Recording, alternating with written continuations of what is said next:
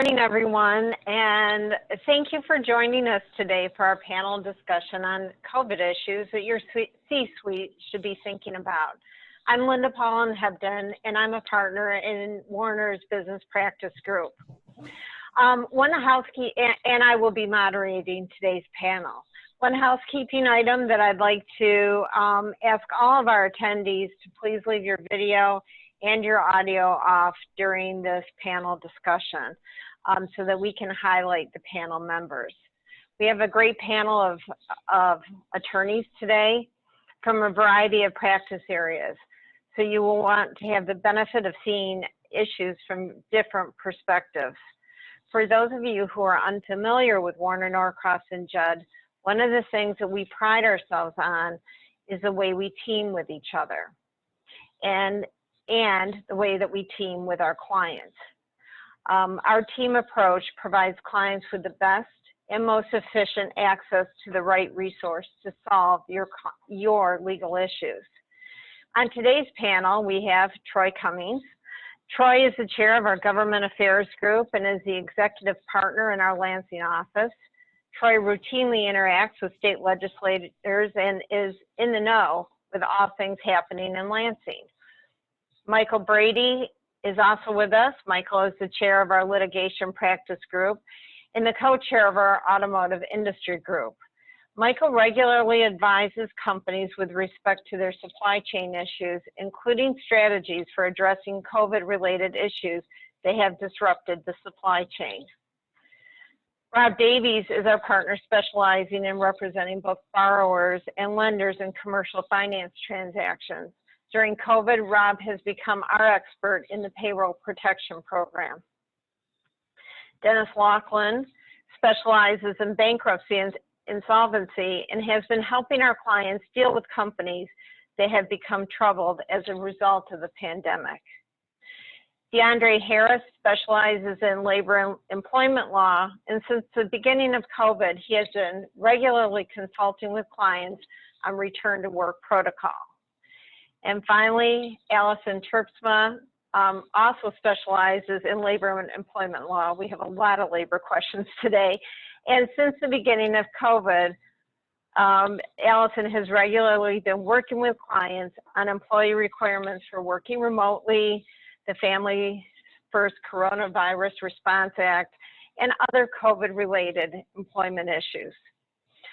I want to start by thanking everybody for submitting your questions today. We hope to get to as many questions as possible, but if we don't, please contact your W&J client service manager or any one of us who are on the panel today. You know, getting ready for this panel, I was thinking about when we left our offices mid-March, and I sent an email to everybody in our office saying I'd see you in 3 weeks. Well, that didn't quite happen. And one of the things that I've learned is that everything with the pandemic changes on a daily and weekly basis. So I'd like to kick off this morning's panel by asking our panelists, what is the most important issue today that is facing our clients with respect to COVID-19? Troy, do you want to start us off on that? What are you seeing from a legislative perspective? Yeah, well, there's thanks, Linda. There's a lot going on in Lansing. I think one of the things that isn't really being talked about a whole lot right now, but is important to watch, is an effort by the Michigan Chamber of Commerce to introduce a legislation that would create liability protection, kind of COVID related. And so other states have been doing this. I think this legislation is going to be introduced as early as this week. They're kind of looking for maybe some bipartisan support. But the types of things that we're seeing as businesses are starting to reopen is a lot of fear about am I going to get sued by employees or folks that are on my premises for getting COVID or being exposed to COVID. And so real quick, some of the big high points with the legislation is that it will require an actual injury, not just exposure to COVID. It would put a duty of care on premises owners that would be fairly high for a plaintiff to overcome. It would encourage and reward businesses that comply with current like CDC guidelines or executive orders, kind of like a safe harbor type provision. And then if you are making any type of COVID related product, PPE or things like that, there would be some specific provisions that would provide some liability protection. So, you know, that's one of the things that isn't being talked about a lot, like the budget and the executive orders that's happening. And like I said, it's going to be introduced this week.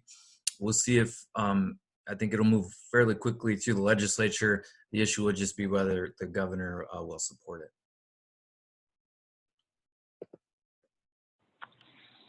Thanks, Troy. Michael, what's top of mind for you with clients? Thanks, Linda. I think there's a couple things that are top of mind that we're dealing with right now with our clients. One is as clients are getting back up and running, they have a preparedness and response plan. They've put down the markers in their offices on where to walk, where not to walk. But we want to make sure that clients aren't so excited to get back to work, to fill orders, to bring in customers, that they sort of get ahead of their plan. You have to make accommodations. If you can't have as many employees at your work site, maybe you can't produce as much. So you just need to make those accommodations and not let the happiness of being back to work get ahead of what your plan is. The other thing we're seeing is that I do a lot of automotive supply chain work, and we were dealing with force majeure issues in March, in April, and declaring force majeure or getting a force majeure notice, which is essentially a contractual or common law excuse from performance when there's an act of God that takes place, which this pandemic arguably was, of course. But what happens now if there's a second blip? What happens if there's a spike in the fall or the winter and you have to shut down your facility? Is that an act of God? One of the requirements is it must be unforeseeable, and you, the declaring party, cannot be at fault. So the first go around, it was clearly unforeseeable, and most companies were not at fault for the pandemic. But if there's a spike, a second spike, it may be harder to argue it's unforeseeable.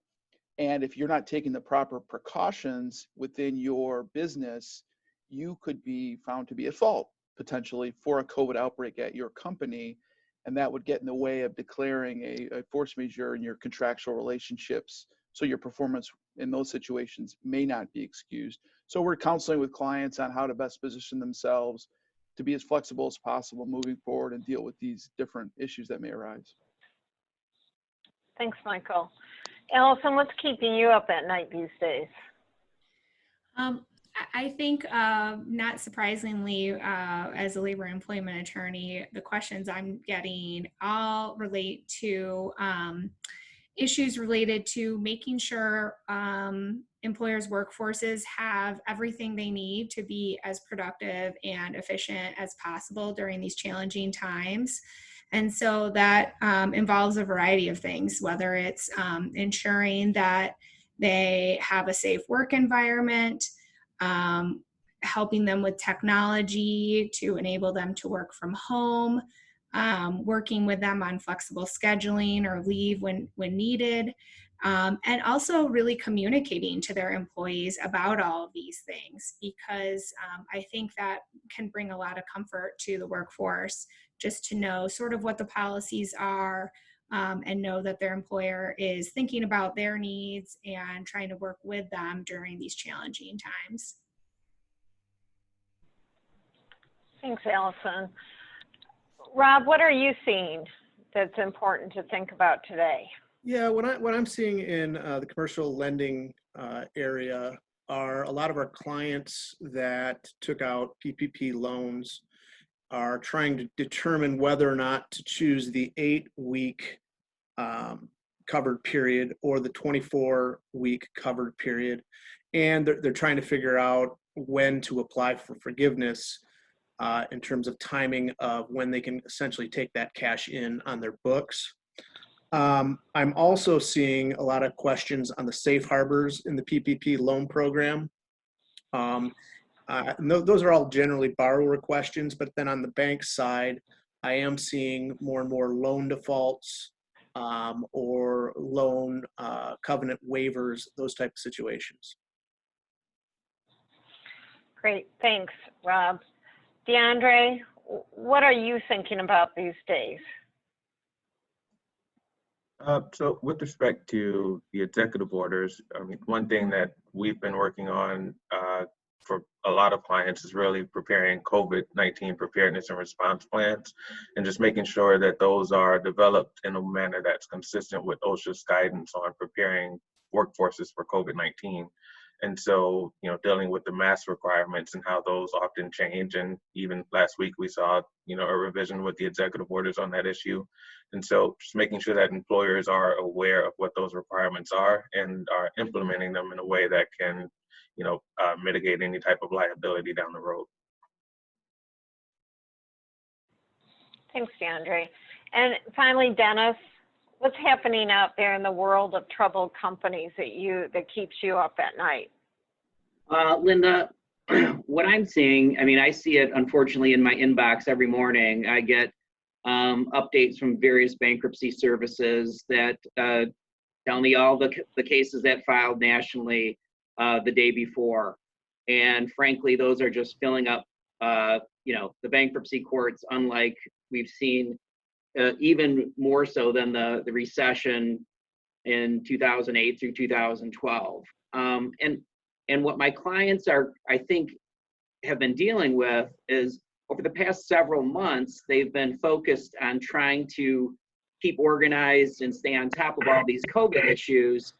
But then they realize, you know, there is this underlying problem of all these bankruptcy filings and the banks socking away billions upon billions of dollars in anticipation of expected defaults. And they really have to kind of put their eye back on their customers, their vendors, to see, you know, who is exactly out there that is distressed. Because frankly, for the past 4 or 5 months, they've taken their eye off that ball because they've been so focused with COVID. Thanks. So one of the things that I think is keeping our clients up at night, though, is liability. So Troy, I am sure, although we've muted everybody here, I'm sure there was a collective sigh of relief to hear about this legislation on liability. But does that take you completely off the hook? We talk about a lot of best practices here, and we're going to hear from others on that. Is that the liability legislation going to remove the obligations to still do some of the best practices that we've already been engaging in? Yeah, no, absolutely not. And that's a really good point, Linda. I mean, what the legislation is going to do is provide some safe harbors and make it maybe a little harder to bring some of these claims, make it kind of preclude some of the really frivolous lawsuits and large class actions. But business are still going to, they're still going to have to follow the law, the guidelines. They're still going to have to act reasonably to have liability protection. Right. And Allison, you work with a lot of employers on how you can, how they can mitigate their liability. Can you give us some tips on how they could better protect themselves and their employees? Sure. DeAndre mentioned and touched upon COVID-19 preparedness and response plans. And I think most of our clients worked with us to get those plans in place before they had employees returning to work after the stay-home order. And that's certainly a critical first step, but I think it's important to remember that that response plan is not something that you complete and put up on a shelf for safekeeping. It really should be a living document. You should review it regularly. You should update it as needed in response to new executive orders or CDC or OSHA guidance. And most importantly, you need to follow it. It's only as good as its execution, like most plans.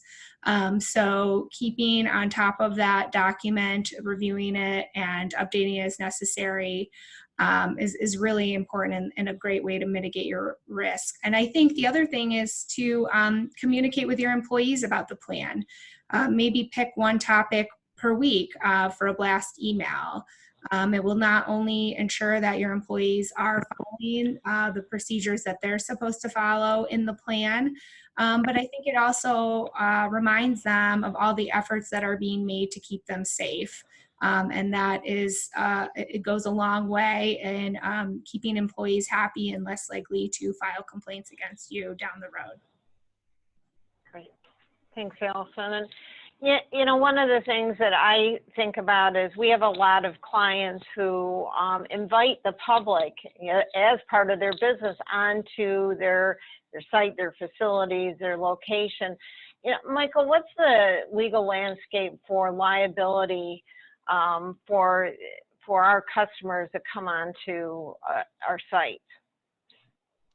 Yeah, I mean, that's a great question. We got a few of those in the run up to this webinar. The lay of the land right now is essentially that you owe people that you invite onto your property a duty of care. If they were to contract arguably COVID while at your workspace or your facility, they could bring a negligence claim. We're not seeing those in Michigan yet. We're tracking this throughout the country, and we're seeing some claims that were brought early on in other states. And essentially, it's a claim that you owed me a duty of care, and you didn't satisfy that duty. You didn't take the steps that a reasonable person would take to keep me safe. Because of that, you caused me harm. I think from a company's perspective, there's a couple things you can rely on in that situation. First, the governor has set out in all these executive orders what the government believes a reasonable company should do in these situations. So you have a roadmap in terms of what's reasonable in these circumstances. And just to amplify what Allison said, it's critical that you have these plans and you stick to them. You don't put them on the shelf. You talk about them with your employees. You let them know from the C-suite down, this is important. This is a corporate priority for us to follow this plan. And if you do have like the weekly meetings or emails, as Allison mentioned, document them, because you want to have a track record. If down the road something were to happen, you could show the steps you took and the meetings that you had, the emails that you sent to enforce these points. The other thing I think from a company's perspective that you can take a bit of solace in, if there is a potential issue down the road, is it would be really hard for any plaintiff to prove causation, to prove that they contracted COVID at your place of work, as opposed to the place they were at previous to visiting your facility, or they contracted it later. I think that's a real problem that plaintiffs will have if they try to prove causation, which is a critical component to a claim. So that's the legal landscape right now. We check with Troy all the time on what's the status of potential litigation, because our clients want to know that. And that would be, from a business perspective, that would be a good thing to provide some certainty going forward as to what the potential exposure might be. Is that liability, Michael, any different if I'm not open to the public, but I invite a client onto my premises for a face-to-face, in-person meeting? It's really not. It's really the same potential exposure you're taking on. It's obviously more limited because you're inviting somebody on that's not just the general public. If you're a restaurant or a retail business, but you're still inviting somebody onto your premises. And again, so what are you going to do with that person? You should require them to wear a mask. First of all, you should ask the question, why are they on your premises? Can you meet with them via Zoom or phone call or some other way?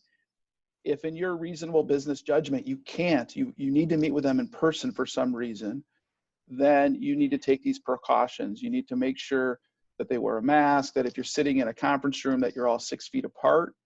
that you're taking other precautions that the governor has outlined and that we recommend clients implement through our preparedness plans that we prepared for clients, that they do all those things. And if they're not going to do that, then you really shouldn't let them at your facility. And that's a conversation you should have with somebody you're inviting on beforehand. And if they have specific concerns, then just meet with them over the phone or via Zoom. Thanks, Michael. Let's shift to a little different kind of liability, and that's financial liabilities. You know, Rob, I keep hearing a lot about deferrals of liabilities of principal and interest on loans. I'm hearing that, you know, some landlords are deferring rent payments under leases. What's really happening with those deferrals, and will businesses have the time to make up whatever amount is deferred? Yeah, what I'm seeing is, you know, first with commercial leases, landlords have typically, especially if you're in the retail, medical, or restaurant business, they've been typically pretty willing to defer rent for up to 90 days. At that point, there's different mechanisms of making it up. You either make it up at the end of the lease, or you make up additional payments for the next, 9 months. There's different ways to splice that.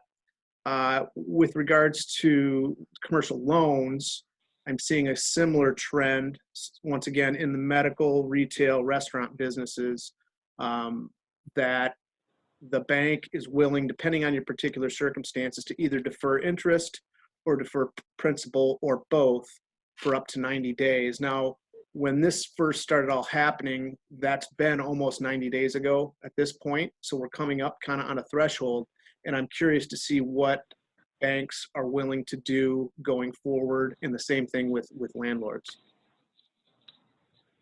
Thanks, Rob. And if landlords and banks aren't willing to make concessions at this point, Dennis, what's going to happen?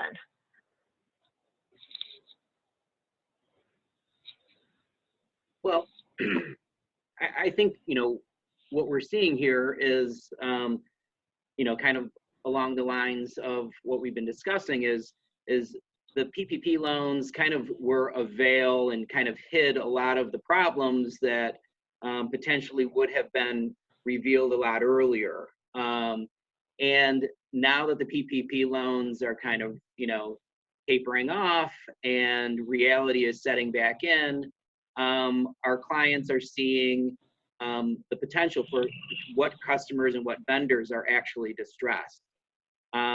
And depending on the situation, depending on the industry, we're very likely to see more bankruptcy filings. I mean, as I mentioned earlier, we're seeing more bankruptcy filings today. The numbers are higher than they were during the years of the Great Recession.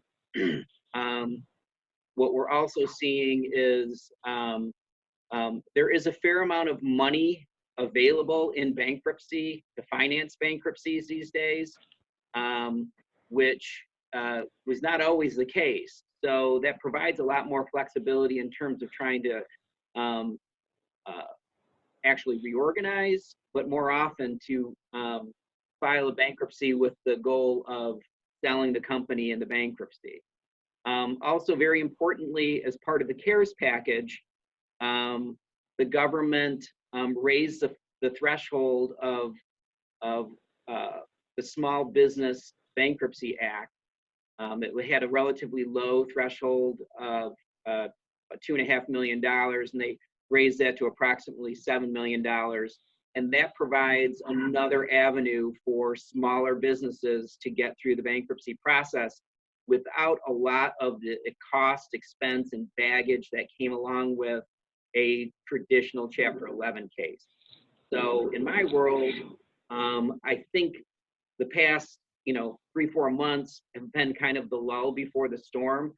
I think we're going to be seeing a lot more activity in distress and bankruptcy, just because the lenders are going to start to come alive at some point and start exercising their remedies. The landlords are going to start coming alive because they either are going to start exercising their remedies either voluntarily or because they've been prevented from doing so. And then I think we're going to see a little bit more in some different industries. We've seen bankruptcies in retail and oil and gas that really kind of were the first to fall here. But I think we're likely to see a little bit more in manufacturing. Just as a matter of example, yesterday Briggs and Stratton filed for Chapter 11 bankruptcy, which is the world's largest, small engine maker, and they already have a plan and a stalking horse to sell the company to private equity on the first day. Was already a plan in place the first day of the bankruptcy. So it sounds like we could be in for a few bumps in the road coming up. So let's talk about an easier topic then. Let's talk about masks. And before we dive into the new mask order, Troy, I really am curious, all these executive orders that have come out, are those law and can those be enforced? Can you give us a little better understanding of that? Yeah, sure. So obviously the governor's executive orders have just become highly political. A lot of fights between the legislature and the governor. There's a current lawsuit that the legislature brought against the governor that is had an initial ruling and is in the Court of Appeals now. But essentially, the governor is acting under two different laws that give her very broad powers in an emergency. And once she declares an emergency under either of those laws, she has very broad authority to issue orders, to come up with reasonable orders, rules, regulations, and they have the full force and effect of law. So until a court states that she did not have that authority to declare an emergency under either of those orders, or if a court deems something to be unconstitutional, those orders have the full force and effect of law. Okay, so we need to abide by them is what I think I'm hearing you say right now. So let's talk about what is in the governor's most recent executive order on masks. Yeah, so I'll just walk through it real quick. There was it was interesting because July 10 was the date of the first mask order, and I think a lot of businesses started just putting signs out saying, if you're not wearing a mask, we're just going to assume you're exempt. And so within a week, so July 17, she did a revised order, and so that's the order that we're under now to address some of those issues. And essentially, I think there's four main components. The first is the requirement to wear a mask, and so very, very clearly states if an individual is in an indoor public space, you need to wear a mask. If you're outdoors but you're unable to socially distance 6 feet, you need to wear a mask. And if you're using public transportation, taxis, Ubers, private car services, you need to wear a mask.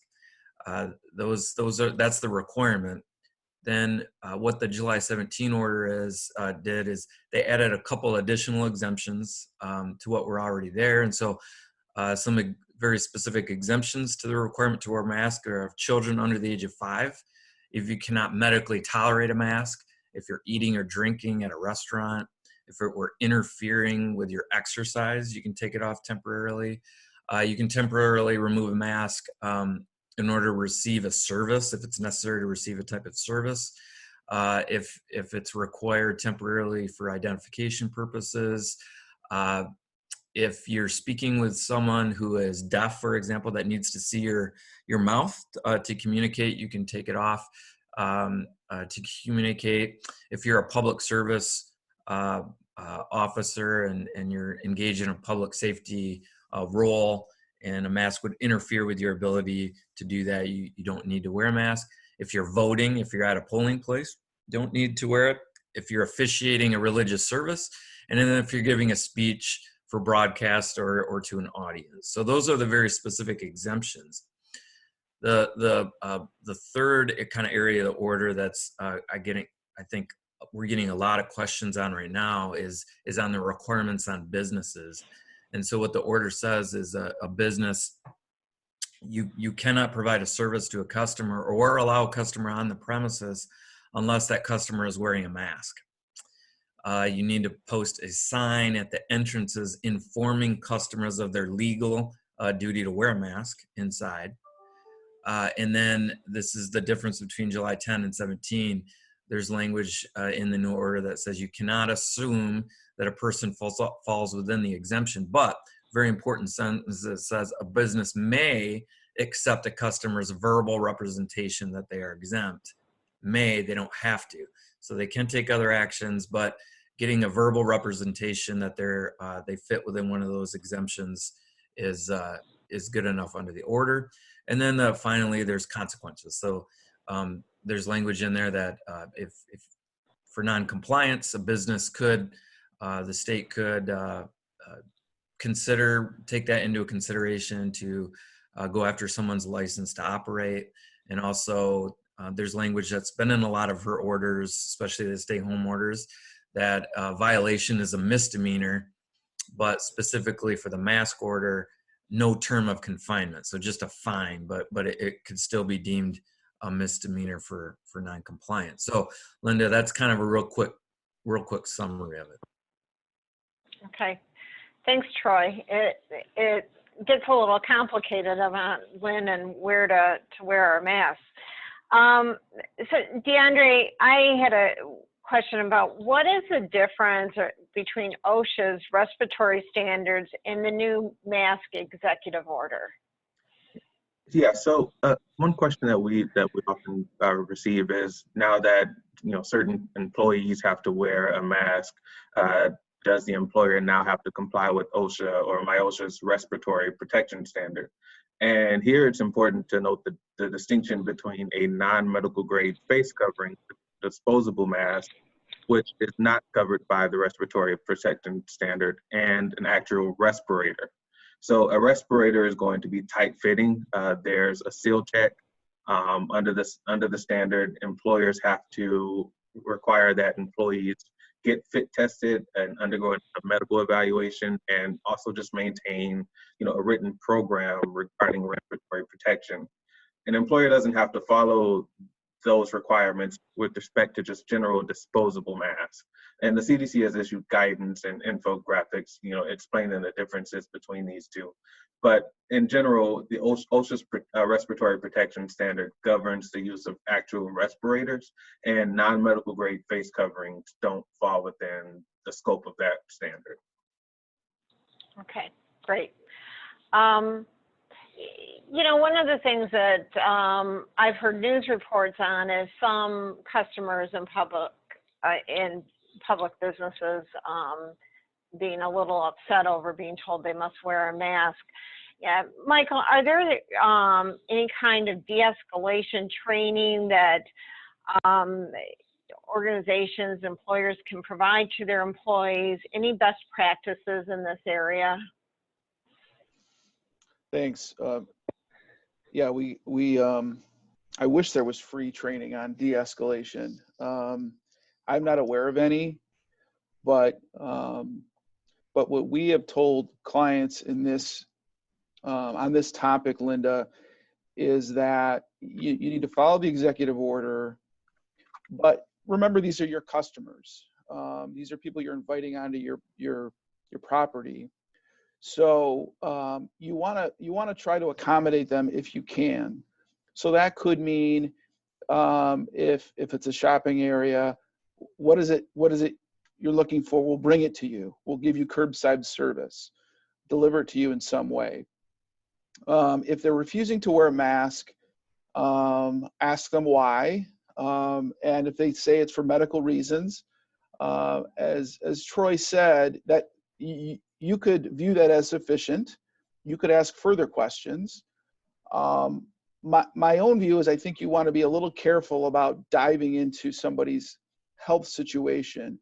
And I think for purposes of complying with the law, if the attorney, and we have an aggressive attorney general in the state of Michigan, if she or one of her people were to look at your facility, if they see one person without a mask,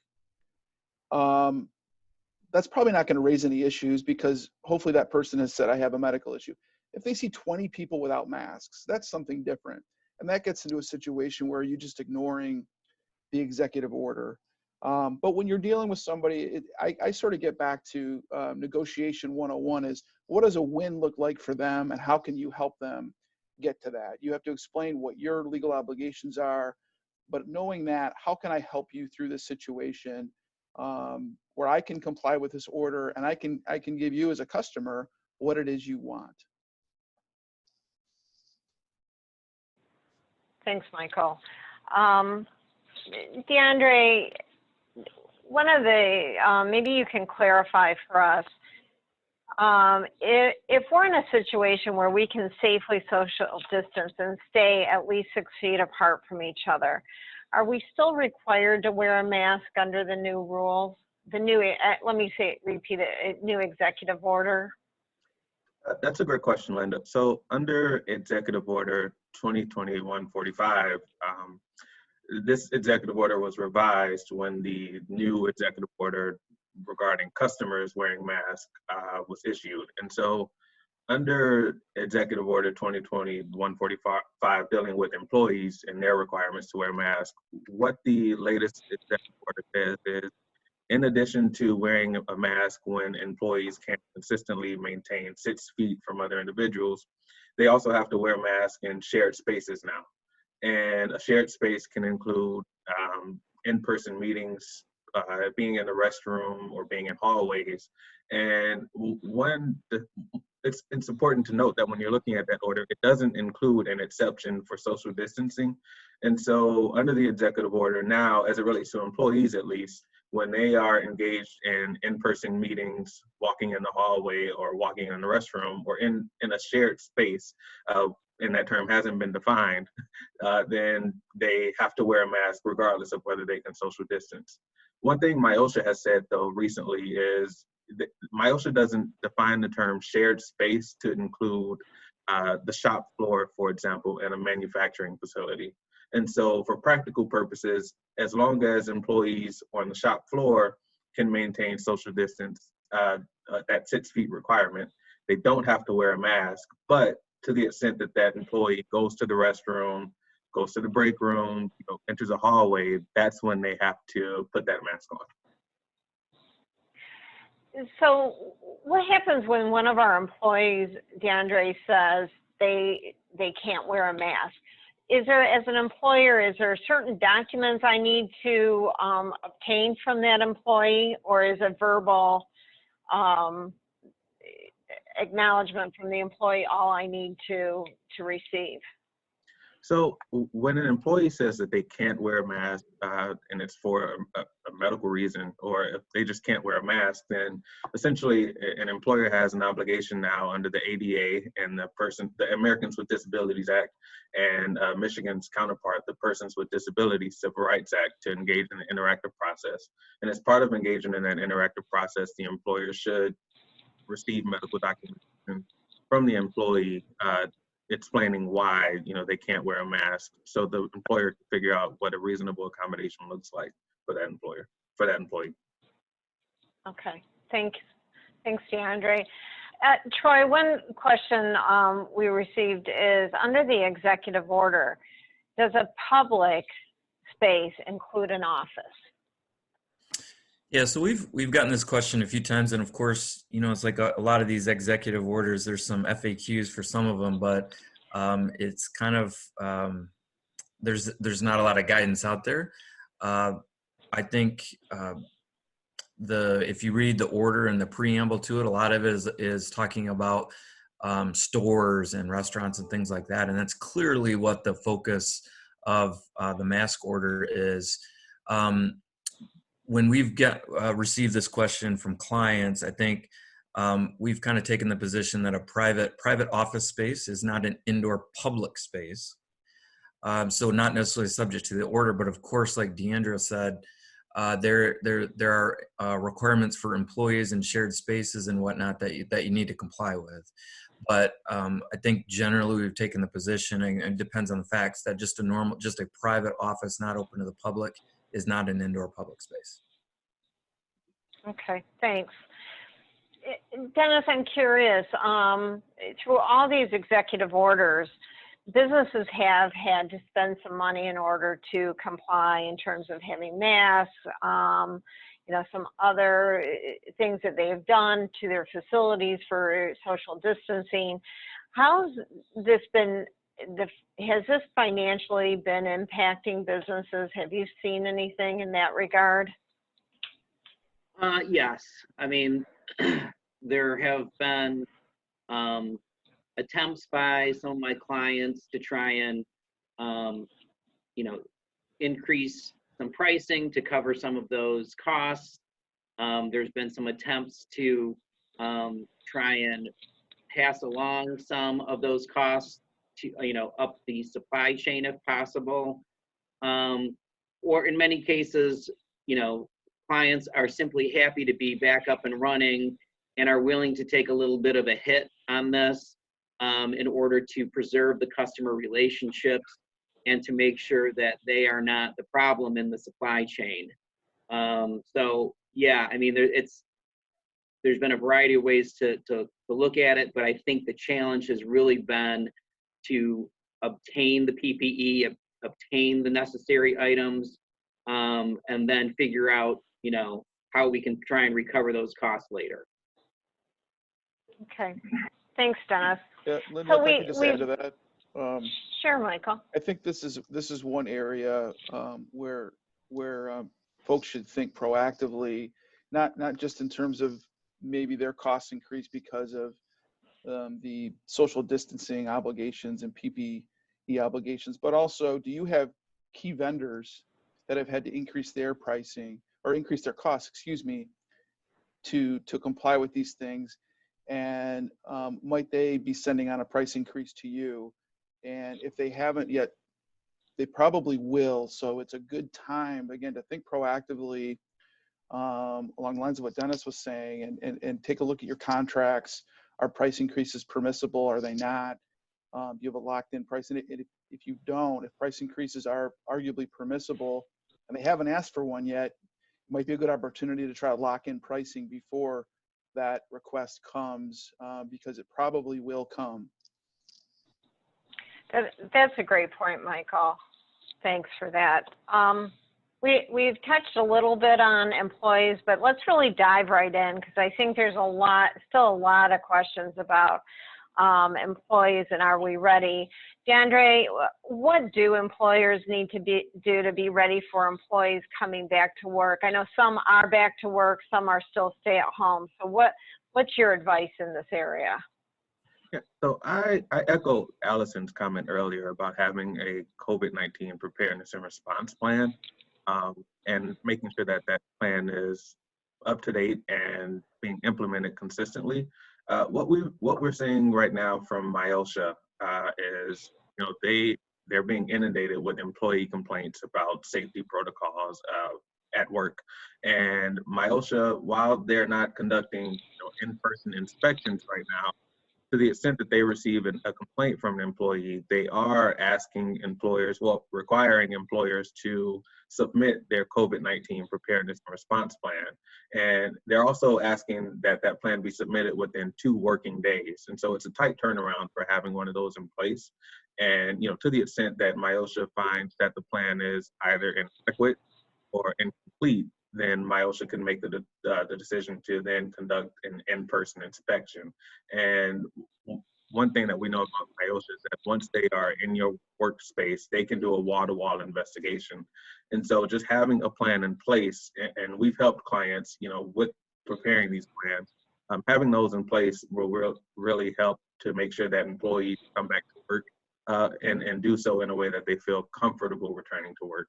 And then just one other thing that I'd add is really making sure that employees are trained on the requirements that are implemented under the plan. So under the executive orders, employees need to know, for example, how to wear their non-disposable medical grade covering.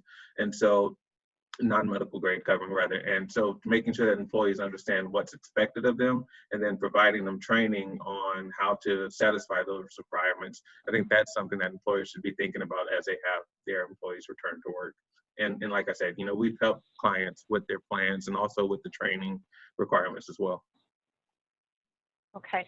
Yeah, so I'll put a plug in for DeAndre a little more direct than that. If you don't have a plan yet and you don't have a training video, contact DeAndre and he will set you up and get you going with that. And it is important because I think what I heard you say, DeAndre, is that most of the reports to Osha are employees. So is it employees that don't feel safe in their work environment that are making that call?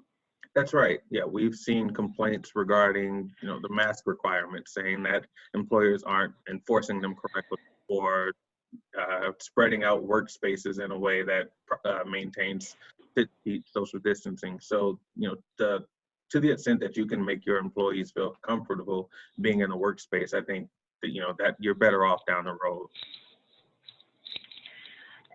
So, and not everyone is back at work yet. Allison, what is the current requirements for remote work?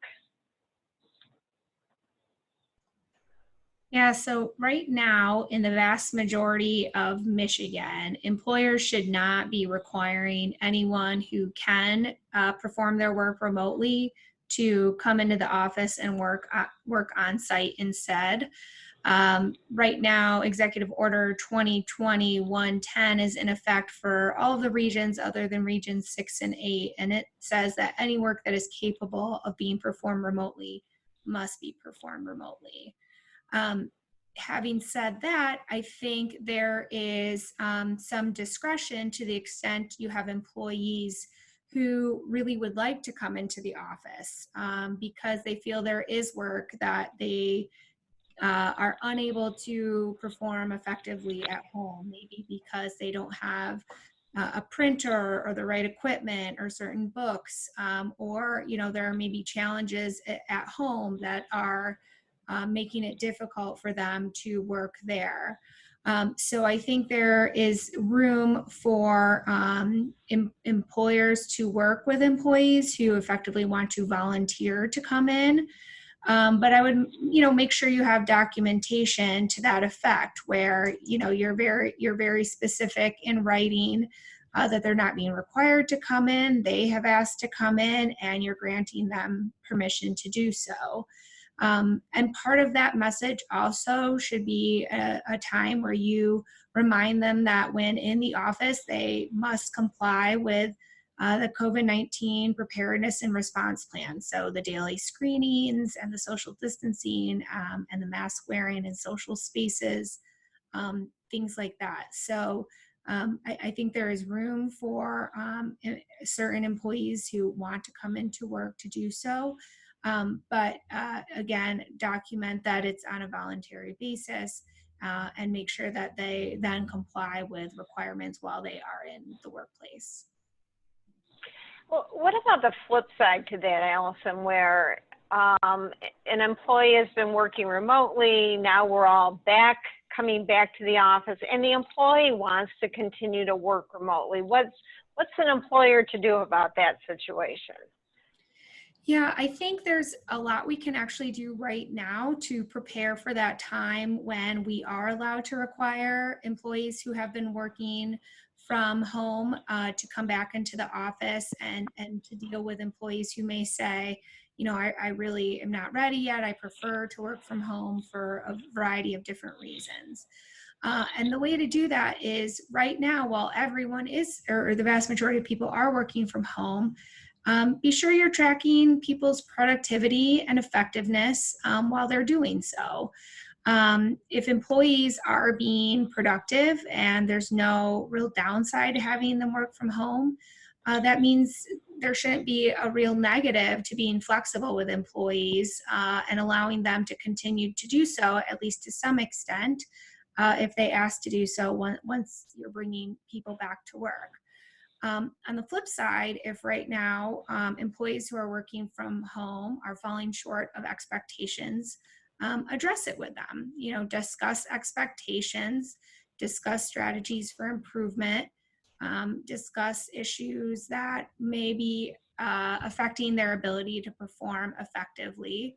And make sure you document those discussions, because then if, months from now, we're allowed to require employees to come back to work and that same employee says, well, I really would prefer to stay at home. Well, if, in the past they've said, well, I'm really not as effective because I'm working from home, that's going to be one of those situations where you're not going to want to agree to that, but you've got documentation justifying that decision in comparison to another employee who didn't have any performance issue while working from home and who you allowed to continue working from home. The other thing to remember too is when you require certain employees to come back to work who have been working remotely, you may actually get some requests for an accommodation related to medical conditions. And if you do get such requests, you just treat them like any other request for an accommodation under the Americans with Disabilities Act. You'll want to engage in the interactive process, get information from their healthcare provider, identifying the health condition and having the healthcare provider weigh in on what would be reasonable accommodations. And I would note that medical issue could be physical or mental, including an anxiety diagnosis, for example. So you definitely want to be on the lookout for potential accommodation requests when people come back.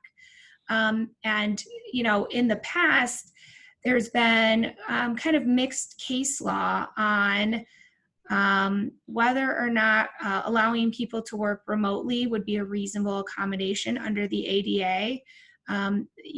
There have been successful arguments that attendance is an essential function of the job, or that remote work can create an undue hardship on an employer, and therefore allowing an employee to work remotely was not considered a reasonable accommodation under the ADA in certain circumstances. I would caution that going forward, after a lot of employees have worked for a lot of weeks and months from home, it's going to be a lot more difficult, I think, to make those arguments convincingly. And so going forward, I think it will be far more difficult to not provide remote work as a reasonable accommodation, which again gets me back to my emphasis on focusing on performance issues while people are working remotely and addressing them and having that documentation for future decisions. Good advice, Allison. So I'm actually in my office today, and before I came in, I filled out the questionnaire of, I think, 4 or 5 questions. Troy, how long will we have to continue to fill out a health questionnaire before coming into the office? Yeah, Linda, well, your guess is as good as mine, unfortunately. Things change a lot, and the governor has a reopening plan that is on the state's website. But if you've looked at it, it's pretty broad. And so what the actual requirements are in her executive order. So, and she can walk any of those back at any time, which she has done a little bit with bars already. And so it's really unclear, but I mean, my take on this is until we're in phase 6, which is no problem, probably have a vaccine. I think a lot of these requirements are going to continue. So I know it's not a great answer, Linda, but I think it's going to be a while yet. It's going to be months, probably at least through the end of the year. Yeah. Okay, I'll get used to filling it out eventually. Let's turn our attention to the PPP loans. Rob, can companies apply for PPP forgiveness even before the 24-week time frame ends? And how do you apply? Yeah, if you select the 8-week period, you certainly can apply for forgiveness. But if you've selected the 24-week, it's unclear whether you can apply. We wouldn't recommend doing so, just given the fact you're not going to know what your full-time employees look like at the end of the 24-week period. And so you won't know whether safe harbors apply to your forgiveness or not. So you have to, if you select the 24 4-week period, you have to wait and count your FTEs during that 24-week period. Is that what I'm understanding? I think that's a safe bet. I mean, there's no requirement that you wait, but I certainly wouldn't recommend it because you don't have a full factual basis. Do you expect that the SBA will issue more guidance on the PPP forgiveness? At this point, we're not expecting that. We do know they're supposed to issue more guidance on the appeals process. And they're supposed to be making the forgiveness portal available to banks in short order so that banks can start having the customers essentially apply for forgiveness. Okay, and one last question on PPP. Do you expect to see any information from the IRS regarding audits? Is it the IRS that will be auditing? I think it'll be the SBA that actually is doing the auditing, not the IRS. We would expect that they start the audit process during the forgiveness application process. So within the next 5 months or so, we expect them to start. They may not finish that though for quite some time, given the likely backload of applications. Okay, thanks, Rob. We really are down to only about 4 minutes. So I like to, in closing, ask each of our panelists to just give me, very quickly, is there anything you would recommend clients to do now in anticipation of another surge of the virus in the fall? Rob, any thoughts from your perspective? Yeah, I guess from my perspective, I think my practical advice would be just to stay in good communication with both your landlord and your lender. Let them know what your financial situation is and keep them, appraised of where you are. The last thing a landlord or a lender wants is a big surprise. Troy, how about from your perspective? Yeah, from kind of a government affairs Lansing perspective, I guess I would just I would say just to understand that it's just a very it's a complex issue, and we're in a presidential election year, and so that's what I mean about things not changing anytime soon. I really don't see that happening. I think we're going to be stuck here for a while, but there's a lot of political dynamics involved, and so I'm always careful of telling people.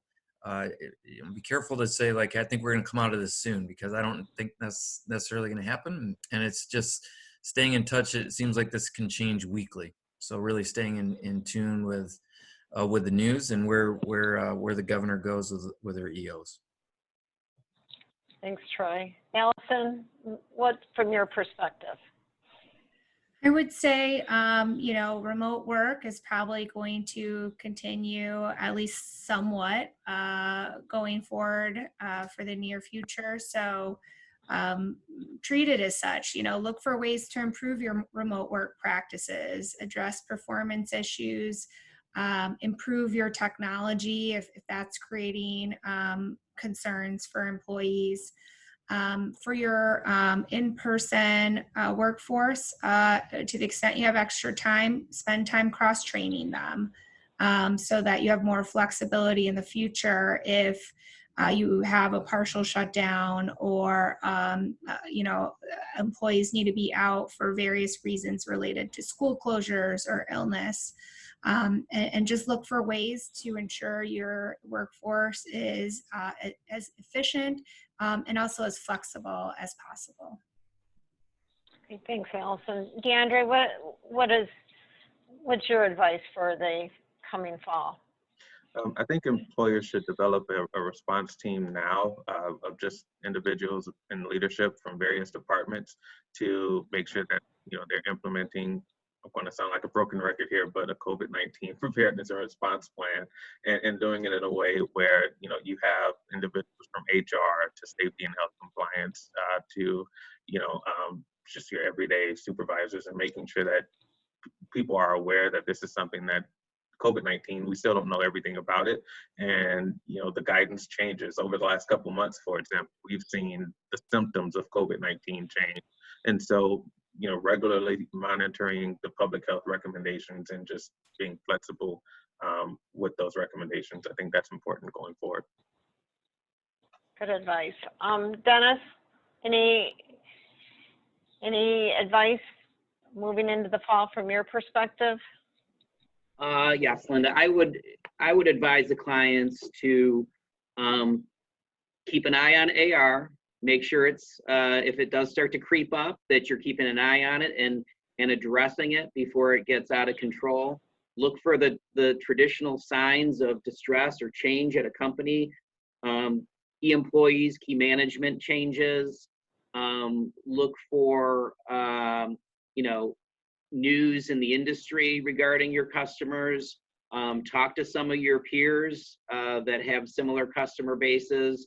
You know, feel free to contact any of the attorneys here at Warner to see if there's any buzz on the street. I very frequently get asked, you know, hey, have you heard anything about such and such a company? And with the 240 attorneys that we have here, chances are we've got some decent intel on them. Conversely, on the vendor side, if you start seeing delayed shipments or just odd activity, you know, don't let that fly underneath the radar anymore, because as we said earlier, the PPP loans were a giant Band-Aid on a lot of internal or operational problems that a lot of companies had. And with those funds kind of, you know, waning and being spent already, we're going to start seeing the traditional signs of distress and take advantage. Keep an eye on them. Stay vigilant, it sounds like. Michael, take us home. What are your final parting thoughts? Yeah, I would say, just like we're going to see an uptick in bankruptcies in Dennis's world, in what I do, we're starting to see an increase in contract litigation, disputes for non-performance.